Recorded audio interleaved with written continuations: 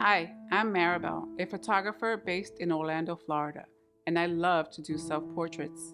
I enjoy taking self portraits at home because it allows me to be myself without judgments and I can present myself to the world raw. I'm going to walk you through how I create my self portrait. I will be using a speed light, a light stand, felt fabric from the fabric store, and a backdrop holder, my Sony a7 III, and a 24 to 105 millimeter lens.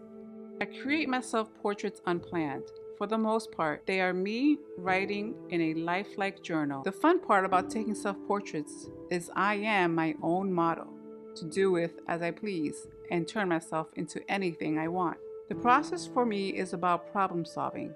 If there is a light that I don't think it's going to work, well, I fix it. I adjust it, I modify it, and if there's an angle that does not suit me well, I can go back and rework it, have fun with it, mold it. And so, as you can see, I create my self portraits on a whim and enjoying myself.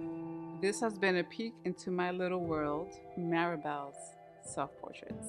I hope you follow me and come along for the ride as I create many more self portraits in hopes of inspiring others and also inspiring creativity in others as well.